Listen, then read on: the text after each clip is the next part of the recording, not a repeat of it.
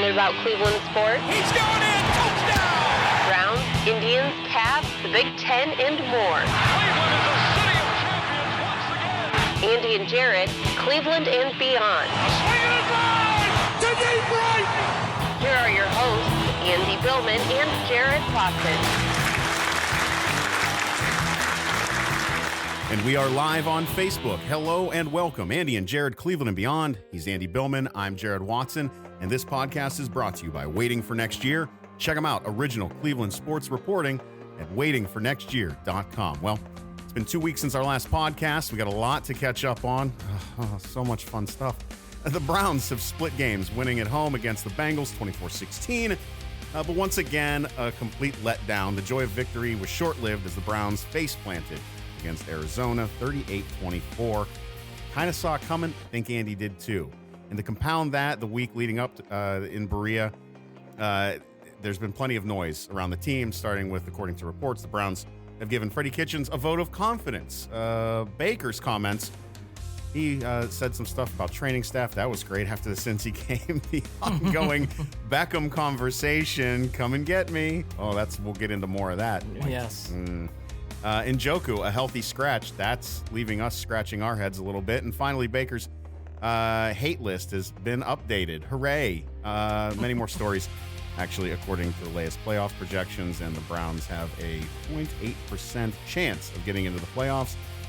It felt dumb even saying it just now. The Indians also made the news on Sunday as they trade away Corey Kluber to the Rangers. Some people like that move. Other people don't, especially considering what they got in compensation for that move. Still rumors swirling about Lindor and the possibility of him landing in L.A.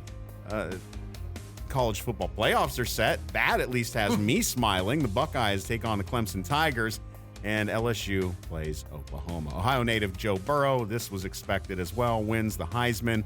We're going to go ahead and discuss the Cavs' latest Kevin Love trade rumors. That seems like it's going to be a done deal sooner rather than later. But first, as Clark Griswold would say, hallelujah, holy shit, where's the Tylenol? Andy, let's start with the Browns. Cleveland Browns. You know, it's like your weird Uncle Lewis. You know, you know he's weird. You know he does bad stuff, but yet you keep bringing him back to Christmas or for those celebrate different holidays. You bring him back every year. I kicked Uncle Lewis out with 7:30 to go in the fourth quarter. That's just me though.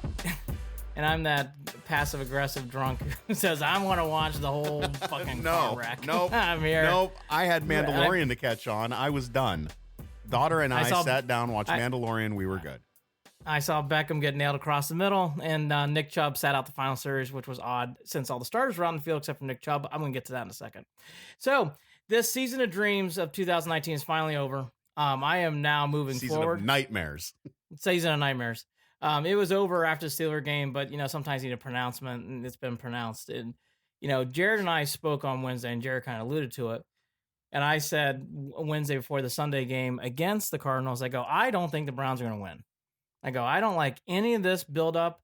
I go, to have such a dramatic turn of events after a win, which didn't feel great against the Bengals, to go right into the comments of your starting quarterback saying, I don't think the training staff did a good job. Some for better players. You just got a whole build up to it. You also got this whole feeling that Freddie Kitchens was going to be, which I've been saying on this podcast for 2 or 3 weeks now. Freddie's got to go.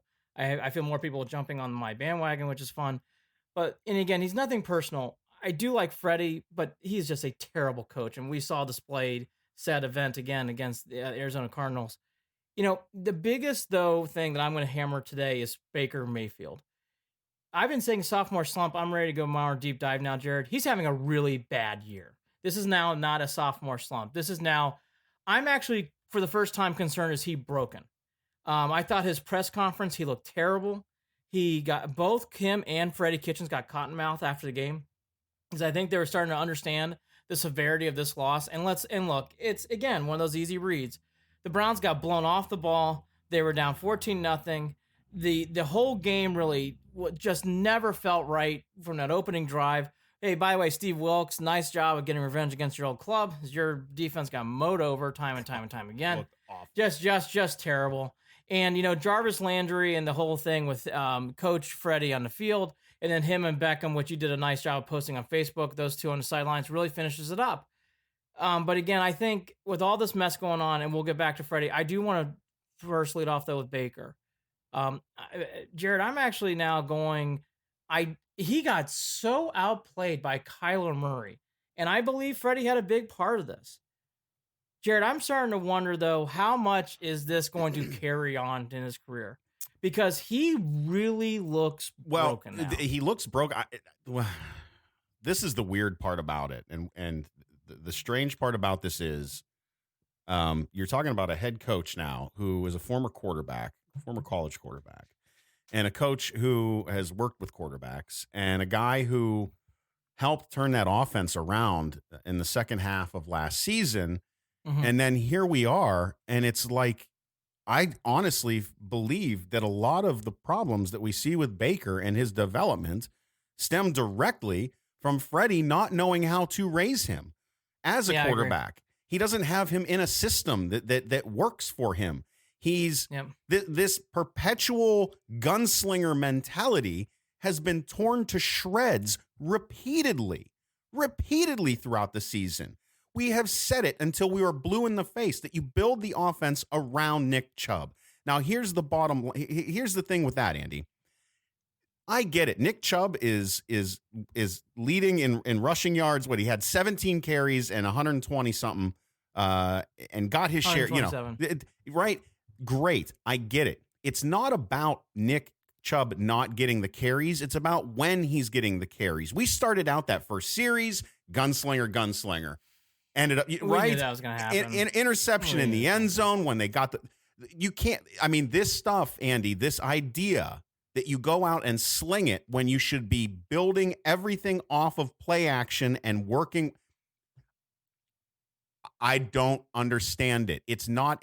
It's Nick Chubb is getting his runs. He's getting his share of carries. He looks great. You don't want to wear him out completely. You got Hunt back there too, but the point is it's not distributed in a way that works to help the offense get going. I actually think they fight to allow Nick Chubb to take over games. Nick Chubb could take over games if he wanted to, but this coach, and I actually think the quarterback is actually playing a small role in this too, is not allowing Nick Chubb to get free into games and allow him to get into games and get into emotion. Nick Chubb is your best player by far.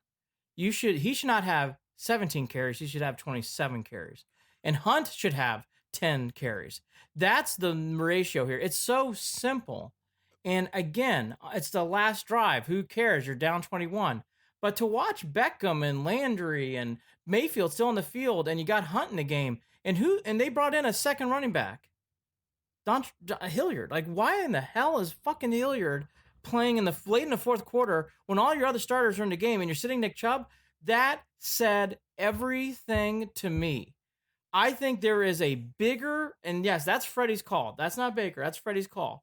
But there is a bigger thing going on here that we don't know about.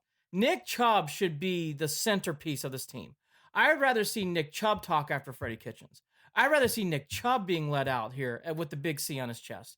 But it's not. And that's why I'm going back to Baker for a second. Baker is talented. We saw it in the last 8 games. Baker has the ability to lead. We saw that in the last 8 games. 2019, it hasn't even come close.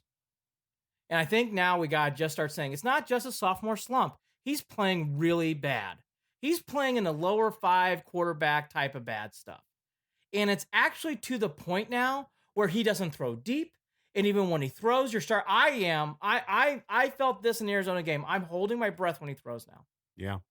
I'm holding my breath. I don't know what's going to happen. How many times did you, and I don't know, maybe it's just a little confirmation bias from things that I had seen, but didn't it feel like there were times where I would see him make a throw, and while the ball's in the air heading to whoever he was throwing to, I would see another Browns player wide open in the shot. Right? Well, is that just me, or did I not see that a handful of times yesterday? AJ Feely did a great job in this game announcing. He was a great color man. Yeah. Because he kept saying Baker's only looking to one read.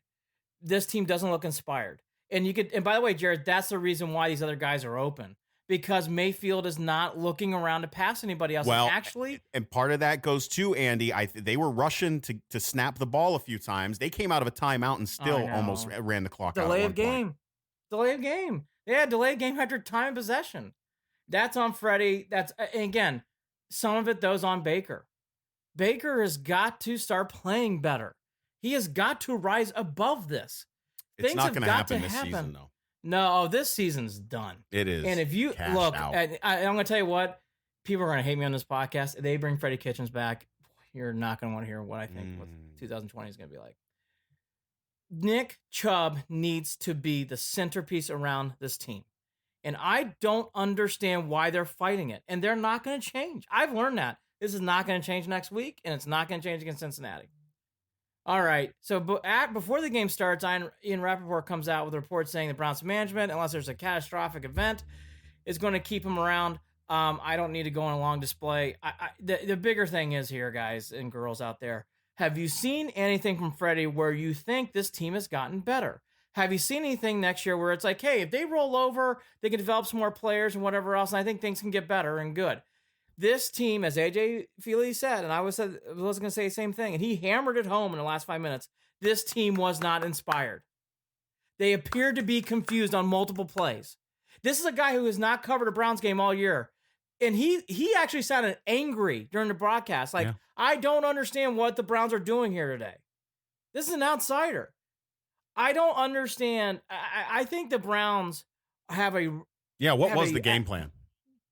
Oh, you know what the game plan was? And you and I talked about it on Wednesday. This Freddie Kitchens had in his head, I'm going to outslang Cliff Kingsbury. I'm going to show everything I can do. You know what, Nick Chubb, I'll run him a little bit, but not enough. I'm not going to play him in the fourth quarter, late in the fourth quarter, because it's about me and this team. And he looked defeated after the game. And boy, Baker Mayfield looked like shit after the game. I don't know if that was his goal, but he had on a white t-shirt with a miracle hat, and he looked awful. He looked like he came out of a bar, out of a rough night. And Freddie Kitchens, towards the end of the press conference too, his voice was crackling, and he was being nervous in front of the mic. There are so many things in this game.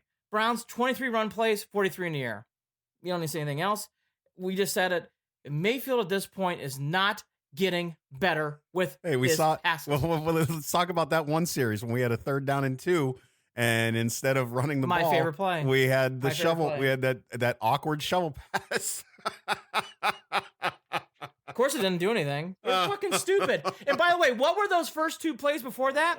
2 run plays. They had 2 run plays to get to third and two. They got to 3rd and 2 because of 2 run plays. And what does this fucking team do? They do a fucking pitch play. They think they can fucking do things like this. Oh. And here's the other thing, too. This team, air raid. It's so obvious to everyone else, the AJ Feely, too. AJ Feely made me feel so good. It's like, all right, I'm not alone now. Yeah, he was like an outside observer, saying everything that we are we crazy for thinking these things? No, we're not. Clearly not. Not. And again, I thought a big thing in this game that happened late was watching Chubb on the sidelines while this team marches down the field. Now, look, if other starters were out, I wouldn't complain. But why is fucking Beckham and Landry and Hilliard and fucking Hunt and Baker in the game? Why aren't you putting your best player in the game if you're trying to score? You really think at this point Hilliard's playing better than Chubb? I don't don't fucking what to say anymore. How can you fucking think Hilliard's that good? He fucking stinks! He shouldn't be fucking in the game anymore! Nope. And let's go to the bigger picture. Where the fuck is John Dorsey? He's my guy. Crickets, I like brother. Dorsey. Where is he? Crickets. You know what? I don't want to hear any more Rappaport stuff. I want old school mafia. I want nothing until after the last game. How in the hell is Hilliard still returning kicks?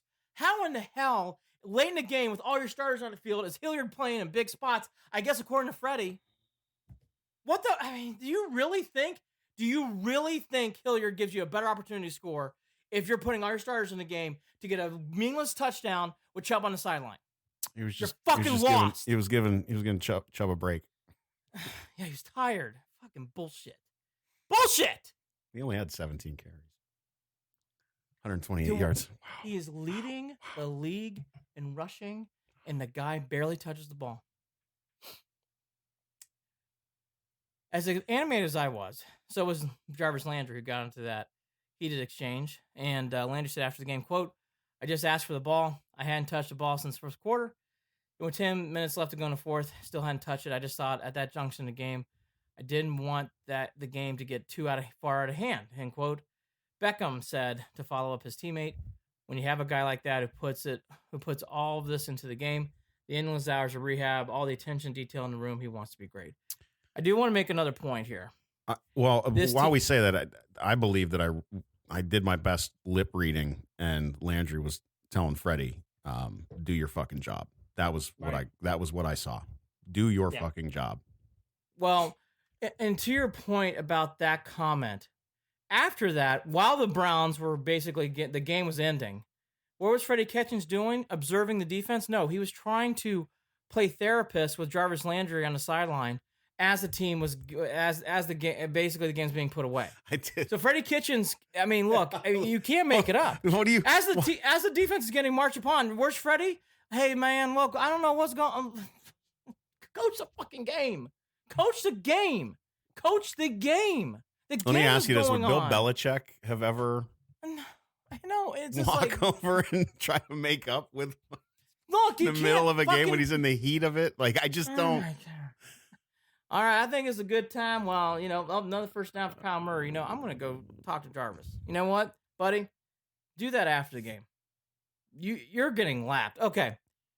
Jarvis and Beckham, this locker room now is very fractured. It's been fractured for a while. It is now counterpoint now. I think there's 3 or 4 factions in this locker room.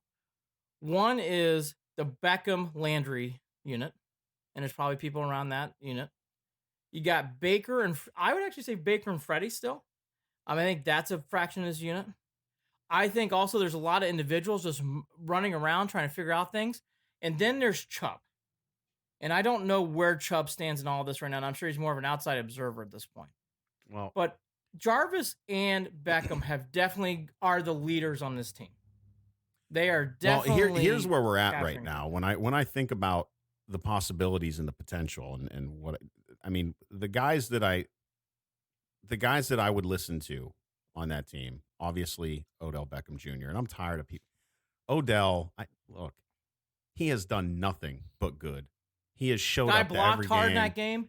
Guy got depleted in that final stupid drive and keeps getting up and playing. I don't want to hear right. And is playing with, like I said, the sports hernia, all that stuff. The bad drop, I can live with that. It was brutal. It was pretty bad. That was a pretty egregious drop. By the way, but the drive Beckham moved needs on. to make that catch. Yep. You're right. And by the way, good point. So, yep. That's there. But at the same time, Odell, Jarvis, Baker, Nick Chubb, Kareem Hunt is slowly getting a voice, and one that I think should continue to be used positively and listened to. Mac Wilson, and here's something that has gotten buried in all of this conversation today so far. Doesn't look like the Browns are going to sign and retain Joe Schobert, and that to me came out last week is just horseshit. Well, let's get to the optimist. Let's get to the leader here, right? John Dorsey's done some good things. He's been one of the better GMs we've had in this era from '99. But he is losing sight of the biggest problem that's been in the Browns for a long time. The Browns don't know how to harvest talent and make them into a winning culture. A lot of players leave this team and go on to have Jordan Poyer last night for the Bills, making big plays in big spots. He was in Cleveland at one point. You see all these different players that go out in these different teams. The one What's of his the twins, face just put up 1,000 yards. Oh my gosh, former Buckeye, you lost your mind. Where's my brain? Why does my brain do this? I don't know. As you're thinking about that player, there's many examples though. Cam Irving's having a nice career for Kansas City. There's many examples of how Browns have left town and they go to different places and they harvest talent. Yes, Dorsey's done a nice job of bringing in Carlos talent. Hyde. Yep. But the Browns have not done a nice job so far of harvesting talent that they have in their own building and building them and grooming them to be better players on the field. It hasn't happened. The outlier's Chubb. Chubb is outplaying this team. I'd actually say Landry last year is outplaying this team. Schobert is outplaying this team. Yeah, Landry's close this season too with the effort. I got to be honest with you. Yeah, I agree. It's on Baker in a lot of sense, but I agree. I just think this team is again losing sight of, well, if it doesn't work, we're just going to cut bait on a bunch of things. You need to cut bait for sure on some things, but don't cut bait on everything. And I don't want to what Jared's alluding to. I don't want to speak for you, but I think I'm tired of blaming most of the players here, because even Baker, and I'm down on Baker right now. I don't think he's playing well, but you got to retain Baker. You got to get some new infrastructure around to help him out. Yeah. And Njoku, I'm on the opposite end. But again, it's another example. Well, I'm with you. Yeah, that's just that Njoku thing. So apparently the word is that Njoku wasn't running correct routes. He wasn't. He had issues with blocking and stuff. What was he doing during practice? Whatever it was, they didn't end up putting him out there. And I'm going to keep saying it. I don't know. Seals Jones had another decent game. They can survive that stuff. Well, they can survive it, is what I'm saying. Not having Njoku turn out to be what they wanted, but yeah, I was gonna say, I don't think just Seals weird. Jones is... The same thing with Higgins, and it's just weird shit going on. Just weird stuff. Weird stuff. Duke Johnson's gone. I mean, this happens a lot on this team. It's happened a lot throughout the years, and it's happening still. Dorsey has not done a nice job of retaining talent and harvesting them in Cleveland. It's not gone well. And that somewhat goes, and I think not all of it, but part of that does go on to Dorsey. And Dorsey needs to do a better job. Is there something wrong? No, it's me. I had something on my hat. Okay, I was going to say, shit. No, I was having one of those me. moments, I'm like, fuck, is it like mayonnaise in my mouth or something? It's my ADHD. But the bigger point is here, I think there's a lot of work to do next year. This is not going to be an easy fix. I believe it could be a quick fix, but I don't think it's going to be an easy fix. I think there's a lot of work. With this much talent on the team, it could very well be a very quick fix if, oh God. To me, it still comes down to being a team and having an identity that. They're fighting identities on this team. They're also having a hard time again. Nothing more obvious than that. Yeah, they bring in these players and they do give these situations. It's like, here's another example. And I went off on him. I'm not trying to pick on the guys. It's not his fault. He's not being put out there. But why is Hilliard still playing at this point in the year? Like, what else do you need to see from him? And okay, I'm actually going to tip my cap. Ratley had one nice play for the first time. He did a nice job on the sideline, made a play. Yep. Even that said, I don't want to see Ratley anymore. No. These guys, we have seen these players. They are not what you need to go to big places. No. Seals Jones, nice player. He's a backup. He's not a starter. That's why that play across the middle, he fumbled. He is not a starter. You can see it. Why are we putting these guys in big positions? Demetrius Harris started for Njoku? I agree not playing Njoku, but Demetrius Harris, Seals Jones, I think we're focusing a lot on the offense. Is there a reason why you mentioned Wilkes and wanting to go into Arizona and get revenge or whatever, but can we just talk really quickly about the lack of containment, the lack of stopping the run game for Arizona, and on top of that, I understand that we're missing Olivier Vernon and Myles Garrett, but can we please dial up some sort of pass rush utilizing, I don't know, a safety or a linebacker or two or something like? Not interested in blitzing. It was non-existent. There was zero pressure, and you just cannot do that. First game all year, Richardson didn't show up. He did not play well. Mm-hmm. I think Wilson is good in pass coverage. I don't think Wilson's good in run coverage. I think Wilson, he had some missed tackles again, but in pass coverage, had a brutally awful missed tackle. I know he did. Wilson, though, in passing, see, we found something in Wilson, though. Wilson can actually really go nicely in a pass game. I like that. And I think Wilson over time will get better in the run. Which is what their linebackers were supposed to do when you had the defensive line that you thought you were going to have. Well, we don't have that. And I'll be honest with you, the Myles Garrett suspension is, I mean, it just hangs over your head and hangs over your head. In this game, it just was so obvious because Arizona's not good, and the Browns couldn't do anything against that offensive line. I mean, it was sad. And again, why not? I just don't. Steve Wilkes checked out. That's another guy. You won't see him next year, no matter who's coaching. He gone. And if he comes back, well, that's another mistake. And again, this I think I got to be honest with you. How do you keep Monken around either? Oh my God. Well, Monk. I don't know the amount of influence that he's got on Freddie with the way that they're calling these plays this season. I honestly don't. But the amount there's something going on that you fight your identity that much. I would say this. The universe. I don't know what to think of Monken, and that's not positive or negative. I just don't have an opinion. I have no idea what he does. I don't know what he does good or does bad. Myles Garrett, though, is a bigger problem. This was the first game, too, that we had not seen since last year. Tackling was terrible. No one cared. No one was making good tackles. Everyone had a bad day tackling on this team. Denzel Ward got his ankles broken on a couple plays.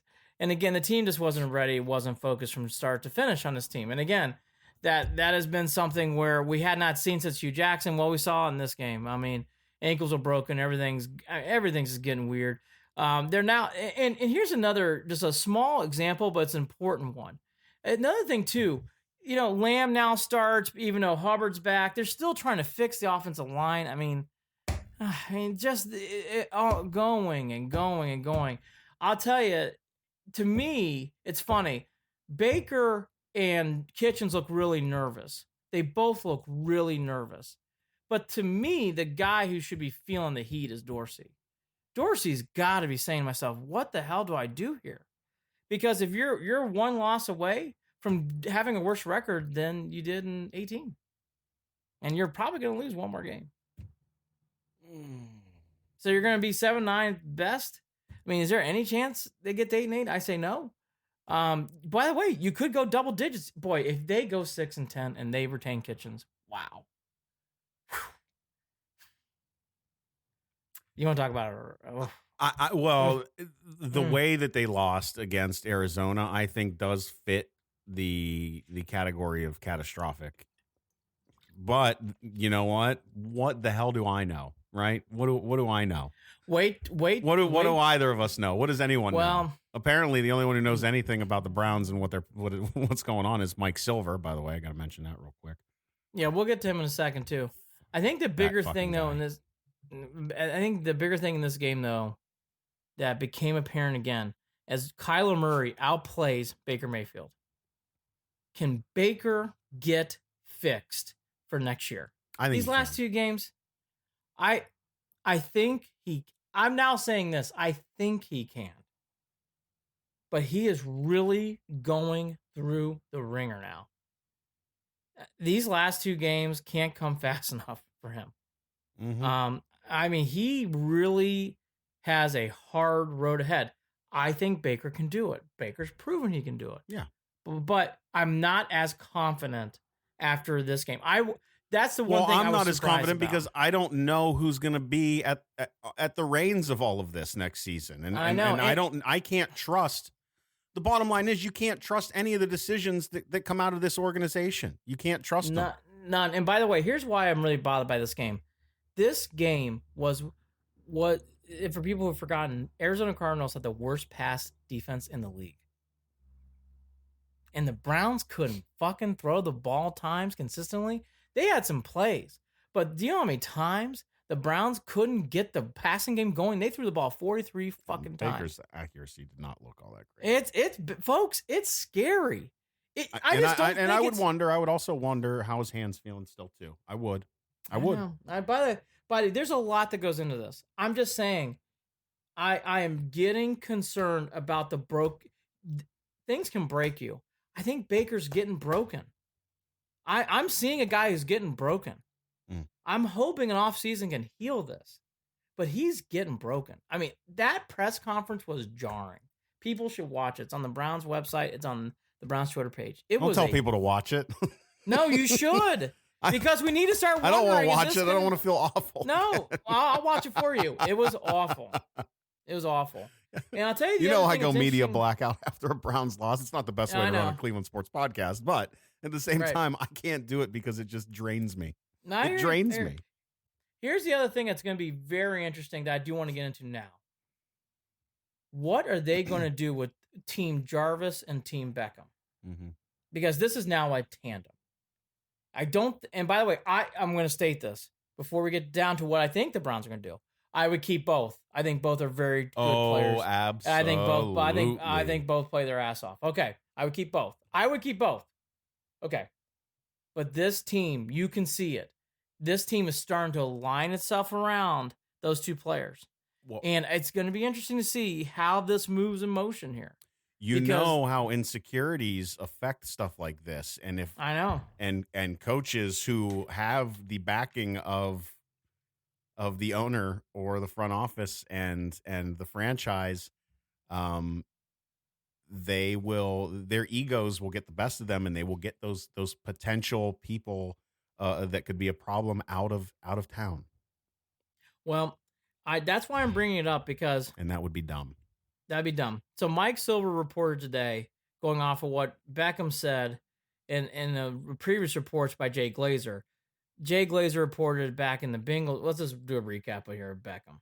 So Beckham had those weird comments before the Bengal game. Then the Bengal game, right before the kickoff act, and Jay Glazer said, "Come get me out of here." And then now today, Mike Silver, today's being Monday the 16th. Now, Silver saying now it's Landry and Beckham saying it during the game, whatever else, during the Arizona Cardinal game. Okay, fine. Here's the thing. And I do believe some of this is true. I'm sorry, but quotes of convenience for Mike Silver. I think he's a hack. I think that he loves stirring shit, especially when it has to do with Cleveland. I think that he'd have been better off trying to pull this shit after the Ravens game. That would make more sense to me.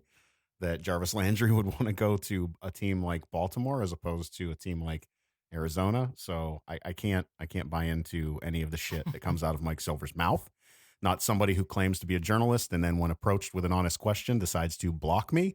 And then I talk to him on another one of my Twitter pages to find out why he's blocking me. And he whines like a baby and tries to call me out in a retweet that came off really awkwardly. The guy is a complete fucking hack. Bottom line, hack. You're a hack, Mike. Hack. All right, go ahead. Okay. We'll do a Mike Silver podcast during Christmas. I can't help it. I'm going to get it out there. There's plenty. Cleveland hates Mike Silver because Mike Silver is a hack. I will say this. Mike Silver has some vendetta against Cleveland at times, and it comes off very, very throughout the year. So I wanted to describe. Okay. All that to be said, I think, though, these comments, along with Glazer, because Glazer had the same story, okay? We can take this forever, it's worth whatever else. I do think, though, there is a tandem here of Beckham and Landry who are ready to leave town. And I do think you need to work on saving them and keeping them in Cleveland. Because if you lose those two and you keep Freddie or whatever else, I think there's some decision. Basically, Jared, long story short, there's some big decisions that need to be started making now about next year. Right now. Are you going to bring... I think they should, and I think they need to. You need to bring McCarthy. You know what? I'll even go a step further. Bring McCarthy. Urban Meyer was at the Redskin game. I would give him a call. I would give Jim Harbaugh a call. I'd definitely give McCarthy a call. I would give, Day a call too at Ohio State. You got to start getting these people waking up and saying, hey, how are we going to change this? Because the one thing I'm convinced by, Jared, I cannot see Freddie Kitchens, I lost his name for a second, coming back. Can't see it. I'm going to be the most miserable fucking prick if I had to talk about him all the way through September. Because it's going to be the same damn thing of there they go again, trying to force something that isn't going to work. I just don't. Right. not, I mean, right. even I think I'm And- on board now, Andy. I didn't know how I felt after watching that complete collapse and them. They looked as awful as I had a feeling they would in Arizona. They looked as terrible as I thought they Flat. would. Out But of again, sorts. It was also predictable. You could just feel it. If you watch that Bengal game, if it wasn't for a miracle PI call, that whole thing was about ready to unravel too. And the pick six. They didn't have the points to win that game without Ward's pick six. Pick six in that game. The Dolphins game, throwing the ball across the fucking middle when you're up 14 points. All these things you keep adding up. People have pushed that aside during these wins. But that's why these wins haven't felt good. And I want to get something to Beckham too. I know people, not me, not Jared, but other people taking personally, like, hey, he's talking against Cleveland. I don't think Beckham's talking against Cleveland. I think he's talking about the Browns. And that's very different here. I think Beckham likes playing Cleveland. I think Beckham actually wants to do well in Cleveland. I actually think Beckham has, outside of Landry, some other people he likes on this team. He's shown it throughout the year at times where he got excited about, what's his name, Giuseppe, during the preseason game. He's shown excitement for other people doing good things on his team. But the bigger thing is here, there is not a good culture here. And it showed up after that first drive against the Titans. It's been here all year. It hasn't felt right the whole year. It hasn't. He's got to go. Sorry. I don't know what to say. I mean, here's the way I put it to people out there saying, well, maybe, I don't know. Okay. How is the excitement level of Freddie Kitchens coming back with this team next year? I'm lukewarm to negative. Oh, there's no excitement. I don't see this team improving. Going back to Baker for a second, because we haven't had a chance to talk about this. I talked to a former NFL player last week about it. And Baker apologized, which is good. But you cannot be saying things against the training staff after a game. I told you that was, and my theory around all of that. And it's not an excuse for Baker. It aggravates me because I feel like what Baker was doing there was completely pandering to Odell. Like it was kind of sniveling in a way. It was like him trying to force himself out there to show that he had Odell's back in a weird way that really made him look like an asshole. And it actually puts Beckham in a weird light still. Like it doesn't make him feel like he's in any better of a light. You know what I mean? From something like that. So like, hold on for, there's something like multiple people calling you during a podcast. But the bigger thing here too, with all this while this is going on with Baker and all this other stuff, he tried to defend Beckham. I know, I agree with you, but it came off so weird, Jared. That's what I mean. It was him. It's like Baker is doing anything to try to spark some sort of relationship with Odell or something. It is undeniable that there is some sort of disconnect between those two this season. There just is. And I don't know what it is. I feel like it's the same problem with when they try to force him the ball all the time, especially to start a game. It's like those things would open up if you just handed the ball off to Nick Chubb to start the game. How are you? Yeah. Like, you know what I mean? Agree. You're not setting that stuff up. You're not setting up plays to Odell. You're not setting that stuff up. You're just forcing it in the beginning of the game, and it's not working. And then you go away from it, and you don't hear from him the rest of the game. Wow. I just don't. I don't like it. What are we getting here? What, breaking news? No, wow isn't something that I was just thinking about what you're saying, and as I did multitasking. It's been a crazy part of Jared and I's life. Is wow about something that has nothing to do with what we're talking about. But here's the whole thing too, to what you were saying. I just get sick and tired of the Browns having distractions, more distractions. This team needs to take, we're going to start saying it, a practice of, why don't you have your actions tell what's going to happen? I really don't want, like Jared, as soon as the season ends, if we don't have any Browns news until the draft, I will be ecstatic. That would be really nice. Yeah, but that ain't going to happen. No, that's not where they're at right now. No, that's not where they're at right now. If you were John Dorsey, what would you be doing right now? narrowing down possible coaches for the 2020 season. I would also be really wondering who is sticking around outside of Freddie. Who on this team are you keeping around? Are we really done with Njoku? I'm okay with that. That's fine. Are we really done with Schobert? Not okay with that. No, I'm not okay with that at all. That really frustrates the hell out of me. That That's really a sign. That's a sign that you're going to be getting rid of the wrong people. That's right. That's right. Are we going to are we done with Demarius Randall? Looks like it. Higgins? We're done with Higgins. Are we going to re-sign Hunt? Is red wine going to be sticking around? See, they've invested in this guy, and then you turn around and yeah, it doesn't look so good. Terrible. But I'll tell you I'll tell you the one pick who stands out. I'll tell you the pick a guy stands out sorely is still Greedy Williams. And I know he's a rookie, and you got to. Well, that's what I mean. Red wine looked awful in the corner of the end zone yesterday too. Yeah, he did. Yeah, he did. Because all he had to do, he watched the ball coming, and then he turned back around. He saw the ball coming, and then faced the. It didn't make any sense the way he defended that pass in the end zone. I know. Did not make sense to me whatsoever. No.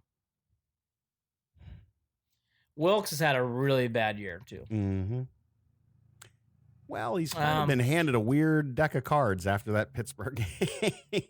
And see, all this is, and what's interesting about all of what we're saying here, you still have to get Myles Garrett reinstated. You still got to figure out what the hell's going on in Baker Mayfield. He had a bad year. Is it really all Freddie? I think Freddie is a big portion of it, but I'll be honest with you, I think Baker's also, there comes a point where it's like, is it really that poorly of coaching?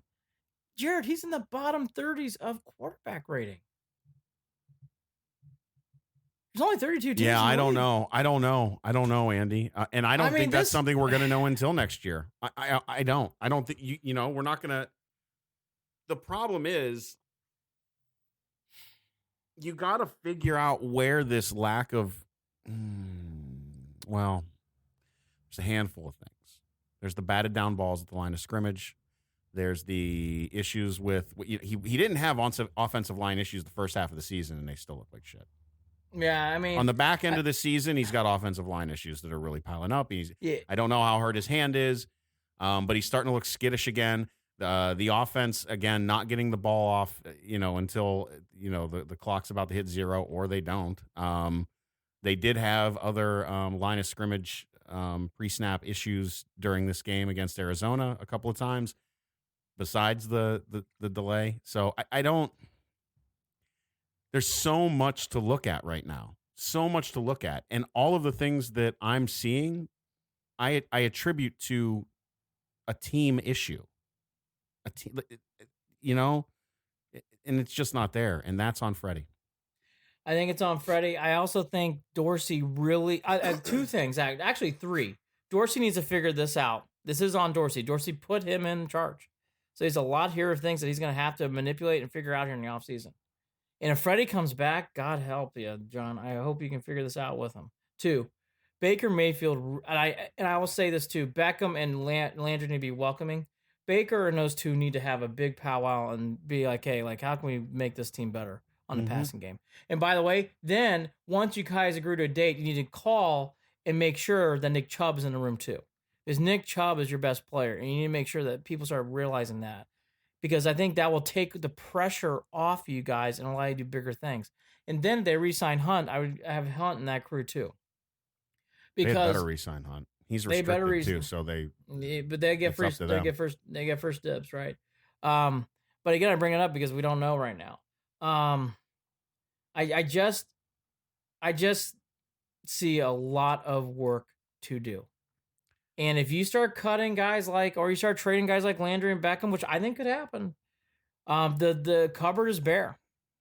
There's Andy, not a lot we start of guys. seeing that stuff. I'm sorry, I got to start with this. Not signing Schobert is the sign that things are not going to be done the way that we want them done. And by the way, if I had to bet on it, I bet Schobert's not back. I don't think he's going to be back. 2 year. Why can't even a 2 year? A 2-year. Schobert basically has come out with his comments pleading to stay in Cleveland, and they are not obliging. And I've been here too long to know that means he's not coming back. We saw this with certain offensive linemen. Yep, Demarius Randall too. I don't think Randall's going to be back either. The Browns have a whole lot of deck shuffling to do on a team that doesn't need deck shuffling right now. And that's why they have other shit that they can be worried about, and I mean that, and the reason why I bring this up is all this stuff up is I keep hearing people like, well, maybe you got to trade Landry, maybe you got to trade Beckham. If you trade those two, that just creates more problems. I see more things here that you create problems with because Callaway's gone, Higgins is gone, and so your top 4 wide receivers are going to be gone. Top 4. Usually teams lose like 1 or 2. We're going to lose 4. Browns are going to lose 4. It's a lot. So we are not going How did we get here? It's amazing. It's amazing how this is all just transpired. Even as late as 1:00 yesterday afternoon, I was debating getting tickets to go to the Ravens game. God bless Cameron Billman. He still wants to go to a Browns game this year, so we're going to try to go. I ain't going. I might go to Cincinnati. I'm decided yet. I'm not going to Ravens game, but I might go to Cincinnati. Tickets will be really inexpensive. You can go for the first half and then go sit at Flannery's. $40 at the 50. Have somebody throw me through a glass pane glass window. Apparently that happened a couple weeks ago. Anyway. Down for another podcast. So here's the basic thing. We will do another podcast before we break for Christmas, and we'll preview the Ravens game. But I think the basic thing here that I think you and I have kind of break down here before we get to the Corey Kluber thing. The Browns have a lot of work to do, and there's only 2 games left. But there is a lot of work to do between now and free agency and now and the draft. There is a lot of work to do. Because the one thing I am certain, Jared, there needs to be some changes here. This cannot continue. But, again, would not blow it up. And I am worried now about Baker. I'm worried. I'm confident he can do it, but I'm blowing it up right now would not. He would be at the brunt of all of it. Yeah. Well, again, if you trade away that would ruin Baker. If you trade away Landry and or Beckham, whatever, I think that's blowing it up to me. If you keep Freddie Kitchens because you think you're taking care of Baker that way and blow it up with the rest of the guys because they no longer want to play for Freddie Kitchens, that's not gonna work out. That's not gonna work out. I'm with you. You need that team to rally around each other, and we saw what happened when they rallied around each other last season. Yeah. Run the ball. That's gonna be the biggest thing. Run the ball. And that's my last point here. For Nick Chubb to be leading the league in yards and to still have a record of 6-8 says everything you need to know. And again, it is not the biggest plays in these games, but I thought it said it all at the end of the game when they brought in Hilliard to run in the fourth quarter with the starters and not Chubb. It's a joke. Yep. How in the hell could Hilliard be out in big... Whatever. Is there anything else we should touch upon about our Uncle Lewis of Browns here? No, I don't want to talk about them anymore at all. I don't. Okay, well, I'm going to bring up some big news as we wear our C caps here. The Corey Kluber run-ins. Cleveland Indians. The Tribe trades Kluber on Sunday before the Browns game. If there's ever a PR move to do something before a Browns game to bury Corey Kluber getting traded, that was the way to do it. The Indians have done that. I hate to say it. I don't think that was an accident. Corey Kluber, look, two-time Cy Young Award winner. I mean, he was the leader in 16. He led us to Game 7. I know he didn't pitch well in Game 7, but his 2016 run was unbelievable in the playoffs. He pitched great against the Red Sox. He pitched great against the Blue Jays. And people forget, the first 2 games against the Cubs, he was fantastic. He just had one bad Game 7. I know in 17, he really had his struggles in the playoffs. In 18, he never really saw him. 18, we saw him again in the playoffs. Didn't play well. And then last year, 19, he didn't really pitch at all. The bigger thing here that I think caught people's eyes was Delino DeShields and Emmanuel. I know that's not how you pronounce his last name. It has a unique, but it's Classe C. Is it Classe? I haven't even looked yet. It's a weird pronunciation. It's not Clace. No. It's not. Anyways, it's a Classe. I'm going to be the optimism of opposite here. I understood this trade and I actually liked. I understood the trade. I don't know how much I liked it when I saw Delino DeShields involved. Okay. So let me get to my whole, but with a caveat. I like this with a caveat. Mm-hmm. You have now opened up the doors to money. I want to see the Indians yes. reinvest this money into the team. What, 17 this year and 18 next year or something like that, yeah. right? And with the money changing hands and whatever else, it's going to be $14 million off the books for right now. So $14 million less on the budget, $14 million you'd have to think to spend. Okay. I want to get to Kluber, though, first. Kluber should be, and I think he will be, as an all-time great. Again, I think people in the postseason only remember the recent. People need to remember he pitched great, also in the playoffs at times, too. I know his last start in Houston was so bad, and we talked about that in this podcast, and that was a big start for him. It just didn't go well. The one thing I want to bring up about Kluber, though, is... Well, the Astros were cheating, too, so we'll leave that out there. Well, that's another story. Yeah, they're no saints. Mm-hmm. I mean, by the way, I think they're going to get hammered hard by everybody. As they should. As they should. By the way, Patriots aren't Saints either. Which is a whole nother story. Yep.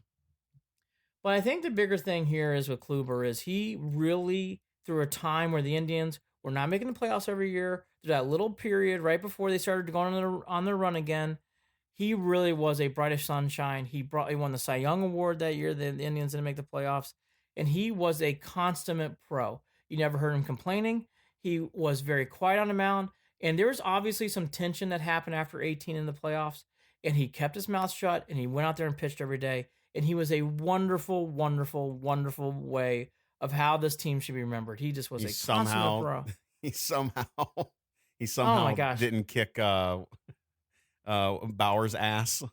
No, wasn't playing with drones before big games. And God, if there was ever a guy in that rotation that I thought would want to fight Bauer, it would be Kluber. I would love to know. I would love to get into Kluber's head and find out what he actually thought about Bauer. I'm with you. I'm with you. Just something I'm interested in. And so all that to be said, Kluber was a great Indian, and it will always be remembered as that. Now, I liked this trade because the Indians had too much starting pitching. And I know that's a weird statement, but I'm going to say it. They had too much starting pitching. Yep. You were going to have to sit even someone like Savali. You couldn't pitch all these guys. We saw him pitch last year. We were talking about it last season. There's guys that are ready now. They're ready now. And Carrasco's your veteran. So again, it isn't like the Indians don't have a veteran. They have Carrasco ready to go. I mean, your top three still are Bieber, Clevenger, and Carrasco. You are fine. You're good. And by the way, we saw Plesac. We saw Savali. Mm-hmm. We saw Jeffrey Rodriguez. Plutko's a good 5. You're good. As for the player itself, Delino DeShields to me is easy. Ready for this? He does two things really well. He is a great glove. His glove and defensive numbers are out of this world.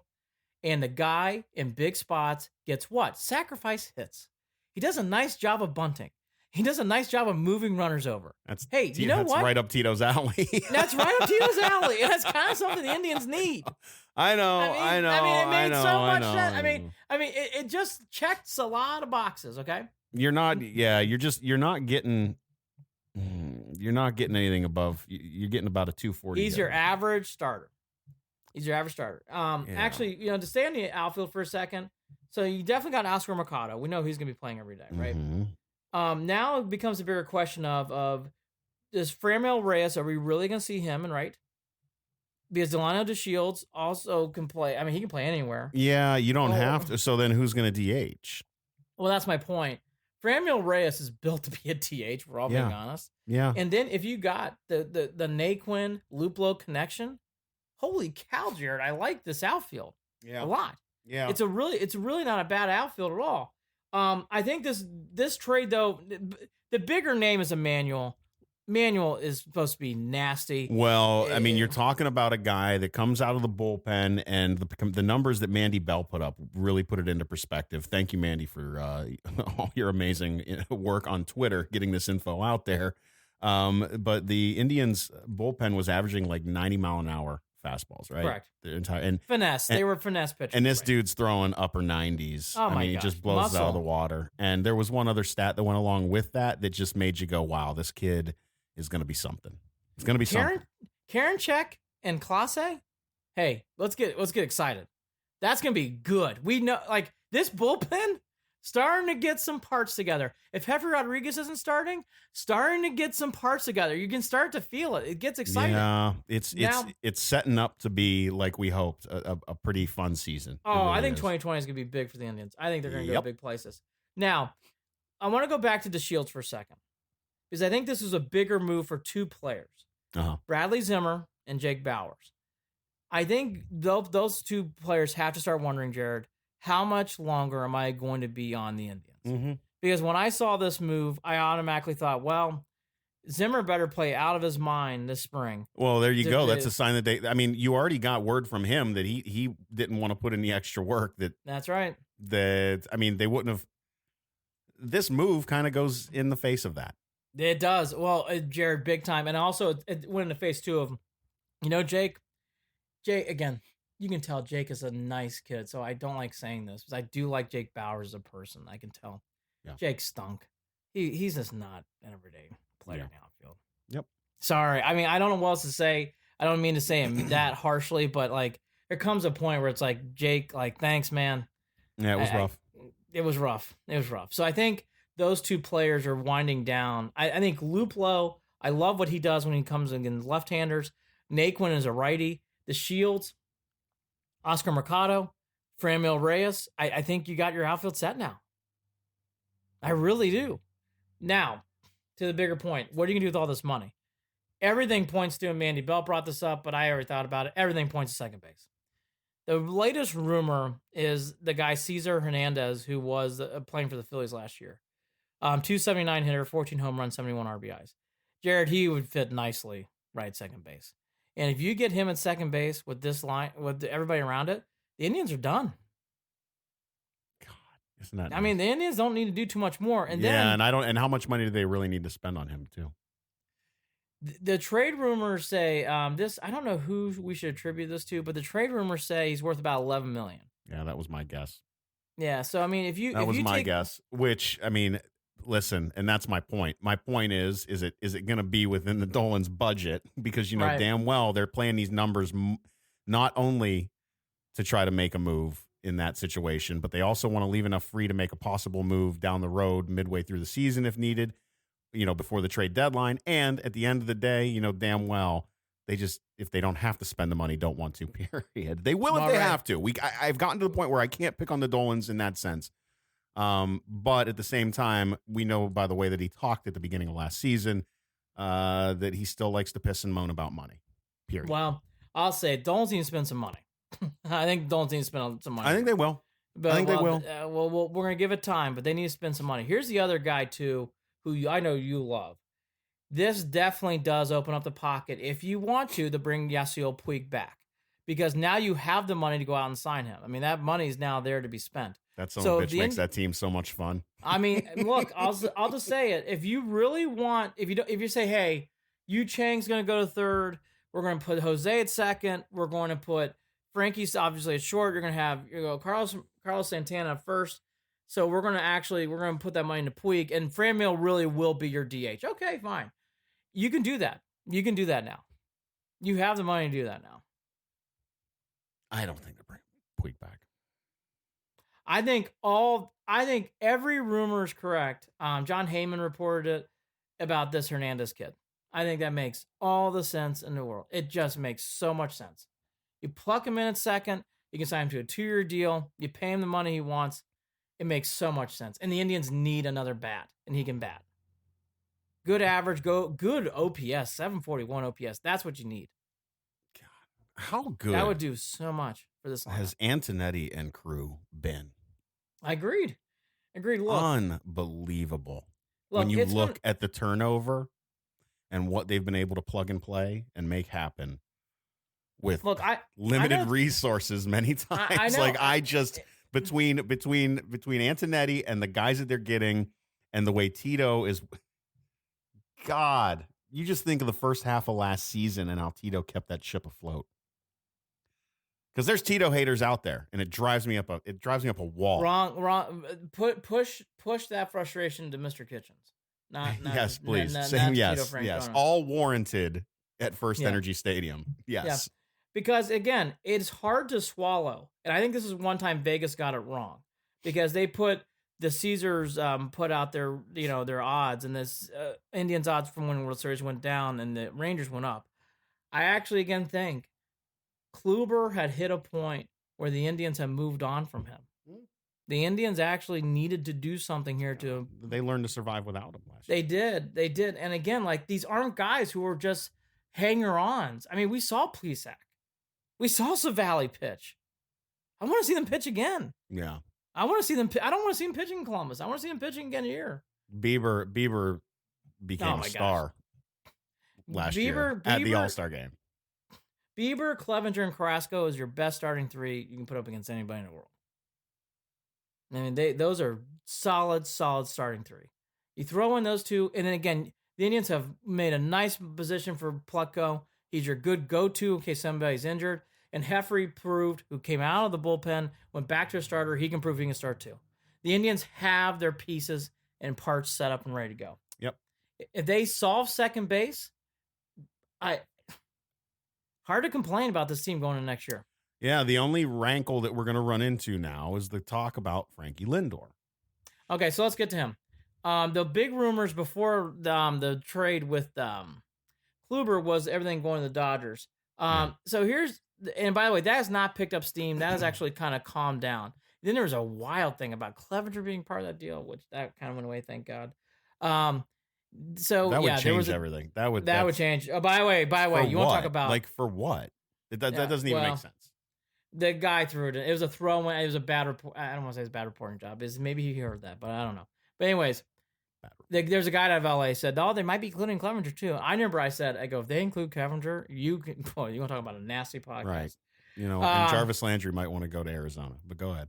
Oh, but go ahead. Right. Fair point. Here's what I would say though about the Frankie thing. Now, let's put the Dodgers thing aside. Again, that's lost a lot of steam. Doesn't mean it's not going to happen. The Indians right now, though, do need to be careful. And I'm part of this. If you trade Frankie now, I am now going to flip and be upset. Yeah. Keep Lindor right where he is. Yeah. Antonetti did say it.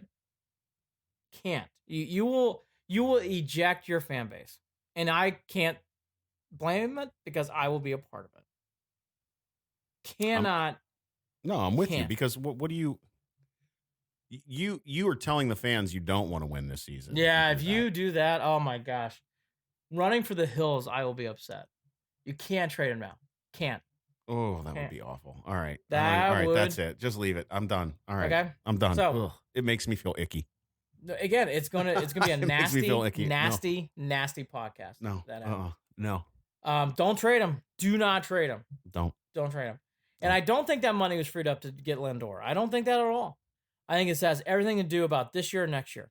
Yeah. Worry about those 2 years. Get Lindor. Keep him in there. Keep everything going. Oh, all signs point to trying to win one in the next 2 years. Oh my God, they are so set up. And again, I know the big guy was Emmanuel, and he's going to be a good. Oh my gosh, it's exciting to think about that coming in the boom. Well, Karen Checkin. Oh my gosh, it's gonna be great. It's gonna be so much fun. I know. But I don't think DeShields is a throwaway. I think he's more than what people think. He does the things that this team. If they had another couple guys like this, I'd be more hesitant. But the Indians don't have guys like this. No, you're right. Guys who run around in the outfield and make good catches and make good plays. Yep. He is a defensive plus, and he is one of the rare guys right now in baseball who gets sacrifice bunts and hits.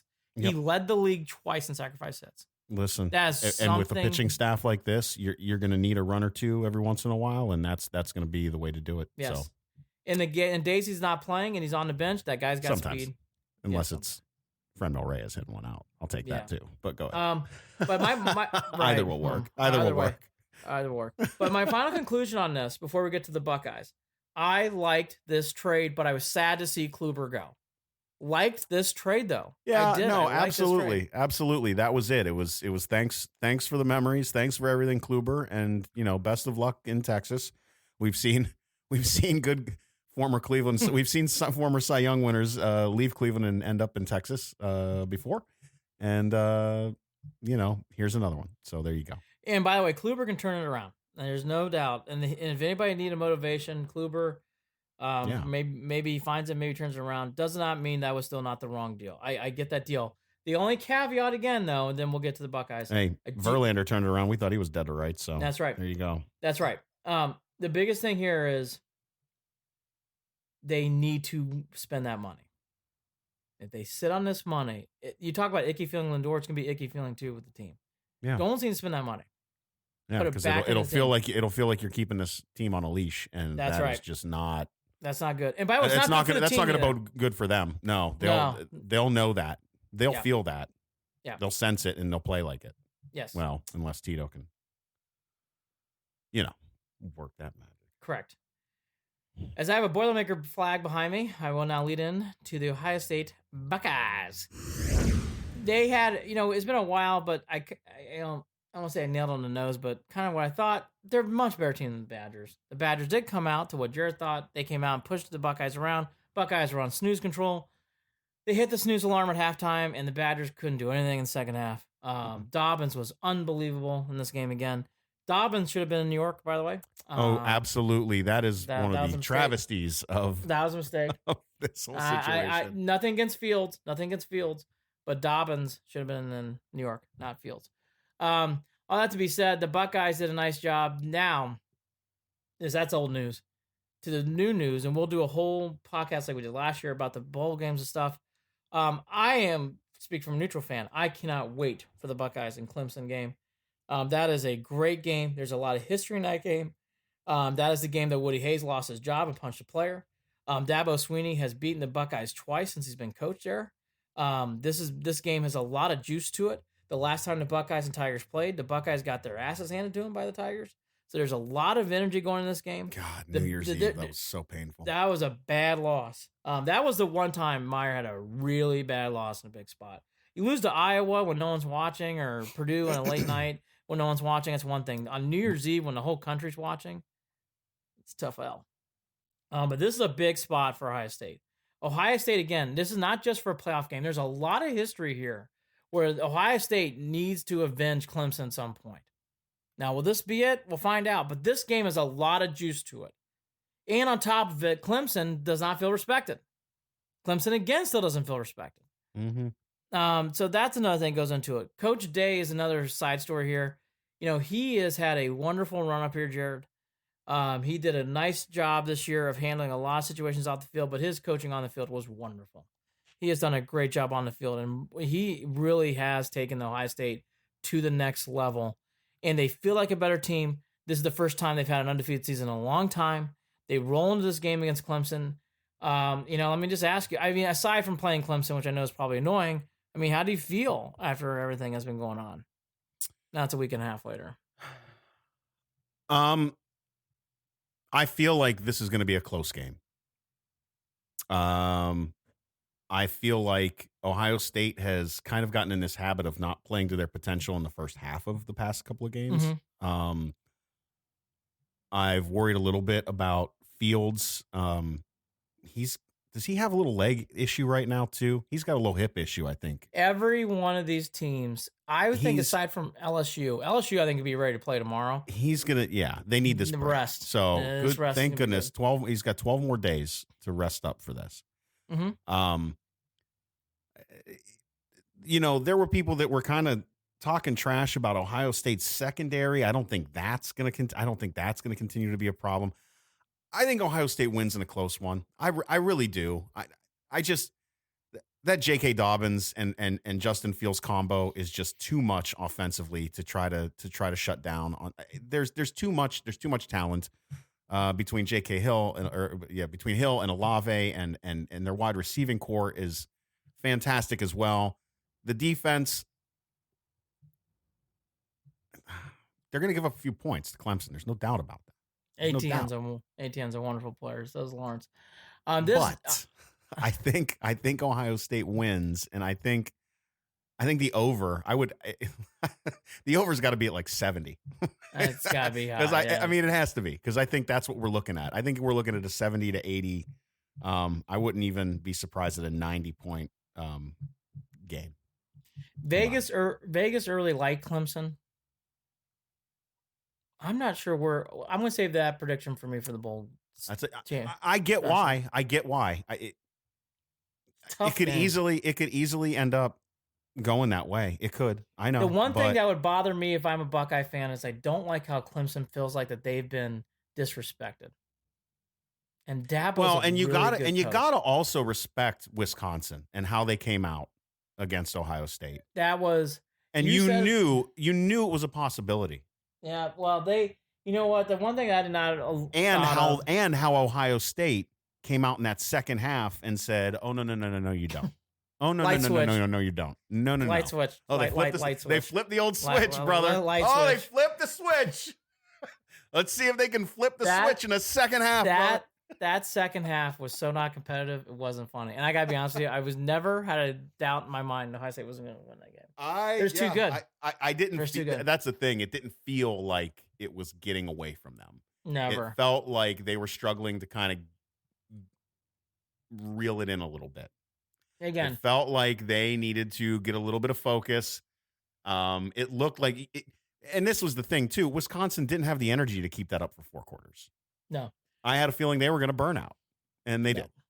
We'll talk more about this game in our bowl special. The other thing I find interesting before we get to the Cavs and Kevin Love, and we'll wrap it up. I do think it's interesting how no one thinks anything of Oklahoma at all. That no one even thinks they're going to sniff LSU, and LSU's got a cakewalk. I don't either. And by the way, I think they're absolutely right. I don't think LSU is going to have any problem with Oklahoma. It's interesting though. Hey, but if they surprise me, I would take Ohio State and OU for a national championship game. Jalen Hurts. The funny thing is, Jalen Hurts has played in this playoff. Has played in these games. He's got experience. Well, it's still setting up to be a Joe Burrow Ohio State reunion. Joe Cool against either team. Joe Cool Buckeyes. Joe Cool Clemson Tigers. Sign me up. I think either one of those are big. Clemson and Buckeyes, I don't know why. I get the feeling that is going to be a stress knuckle ringer. Yes. It's going to be overtime. I can also say this. I think that Ohio State is built to beat LSU. I don't know that Clemson is. Ooh. Clemson's won a national championship. That's the thing. They've won a national championship. This Clemson is really good. And I don't think Dabo Swinney's crazy. People need to remember this team's really good. Here's my other point about Clemson, right? I would not have thrown Jalen Hurts in New York. That kid ATN should have been in New York too. The running back for Clemson. He is outstanding. Should have been Dobbins, Young, ATN, Burrow. And yes, Burrow should have won the Heisman. Burrow was unbelievable this year. Burrow deserved every bit of that award. Burrow's going to the Bengals, brother. For another podcast. It's for another podcast. It's for another podcast. Yeah. Let's not talk about that. You talk about getting sour grapes. You imagine him and Jackson running around. All right, I don't want to talk about it anymore. Big Ben healthy. It was good to see. It was good to see the Steelers lose like that. Oh yeah, and after Duck making the comments too of it's just another defense. Quack, quack, quack, quack. You might not want to say that. You might not want to say that about the Bills. Two more thoughts before that too about the NFL real quick. Wild Cowboys-Eagles game this week. I mean, I don't know what time that game is at. I really want to watch that game. That is just got juice written all over it, even though both teams aren't going anywhere. The other thing too, though, the Lamar Jackson train just keeps rolling and rolling and rolling along. And it is rollingly annoying. And the last thing, he's not a bad guy, but it's annoying. He's a Browns fan. And this shit that the Patriots pulled during the Browns game with a scout in the Bengals-Browns game, the Patriots If anybody thinks this is just a coinky-dink, watch the Teddy Bruschi comments on ESPN, because he loves the Patriots, and he even said, "Where there's smoke, there's fire." This is bad. They're gonna lose draft picks. I think it should lose a lot more than that. That was might. shaky. Shaky.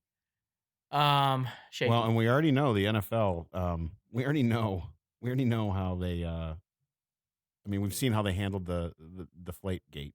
So, they're not gonna take it easy on the Patriots. We'll leave it at that. No, they're not going to. Pour it on. And the Patriots are in a position where they're holding on. I mean, they were able to get things together and win nicely over Cincinnati, but you can see that Tom Brady is taking way too many hits and is really struggling to figure out where to go with the ball. And Cincinnati's just so bad that they were able to take over. But that was I feel so. There are signs there that this is now. There are actual signs. We talk about this every year. There are actual signs that this is. Patriots are done in New England. Patriots, it really is. Before we get to the Cavs too, did you see the Saban Belichick documentary? I watched it on HBO. I did not watch it. It was interesting. The interesting comments, obviously, that the banter was the film. The one thing that I liked, though, from Belichick, I guess he went on a plane after they'd lost, and he said, "I saw one of my assistant coaches on his laptop looking up analytics. I shut the fucking laptop down. I said, look, it's about fucking tackling. We didn't fucking tackle in that game." That I liked. Is this a series? Is this the same producers that did the okay? Because they just did an Edelman one too. Yeah, it's HBO a one-off. did. It's a one-off on HBO. It's good. Okay. It's good inside the scenes, and anyways, I'll leave it there. It was I can't believe I found. Yeah, I can watch it. I keep forgetting I have HBO on demand. I haven't watched. Months. Everybody should watch cancel it, but I'm one of the rare Browns fans. I actually like Bill Belichick, and Bill Belichick had nothing to do with what happened in Cleveland. I have to. I mean, the guy's father graduated from my high school, so there you go. I like Bill. I'm one of the rare guys. I don't mind Belichick. Belichick wanted to stay in Cleveland. He got fired and and that too. Too. People need to remember that. All right, okay, Cavs time. Cleveland Cavaliers. The Love trade rumors are heating up. Adrian Wojnarowski, I think you're looking at a marketplace here where they'll probably get a protected first-round pick, maybe an expiring contract, and throw in a low-ball player, in quote. And then everybody's been saying this, but Wojnarowski also said, I think Kevin Love's ready to go. There's been rumors today that they're trying to get rid of him as of tonight before the Raptors game. I would say that I'm going to watch the Raptors game, but if you want a side note to watch, I think it'll be interesting to see if Kevin Love plays tonight.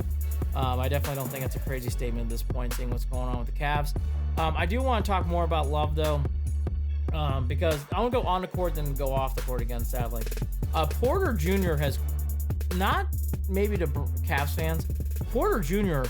is really playing steadily well. Had a good game against Houston, played well again last night against the Bucks, kind of took a step back against San Antonio, but even in San Antonio, hit a big shot and a big moment in that game. Porter Jr. is starting to get traction, starting to get better, and Sexton had a great night too on Thursday. That was a good win for the Cavs. Cavs don't have many of those. They got blown out again against Milwaukee. It really wasn't competitive on Saturday night. Thursday night, they came back after a back-to-back, by the way, of traveling to San Antonio. Came back down late in that game, tied the game, won in overtime. That was a great Cavs win. They don't have many of those. Thursday night was a great, complete Cavs win. And then you add the Porter stuff on Wednesday night. I know the Cavs went 1-2, and they're not competitive some of these games. There's been worse weeks for this organization. Wasn't a bad week. The only thing that I don't like, that I don't know what you do here, Jared, is this whole situation that's going on with Tristan Thompson at the end of the third quarter. He and Beeline got into it on Thursday night. There was a huge argument. Not a huge argument. There was an angry moment between Tristan and Beeline. Yeah. Tristan got pulled from the game against San Antonio. Then Nance Jr. finished the game. Tristan never came back in. Yep. The one thing, Thompson, people need to remember, Thompson was defending Beeline, so I really do think that was a heat of the moment thing. But the Cavs, we aren't to the Browns, but the Cavs drama does need to settle down. They've had a lot of dramatic moments here in the last 2 or 3 weeks and needs to calm down.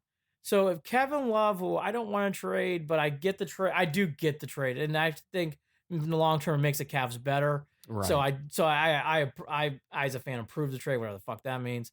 But I think Kevin Love going with prospects and draft picks coming back in is a good thing to do. So I get it for the longer term.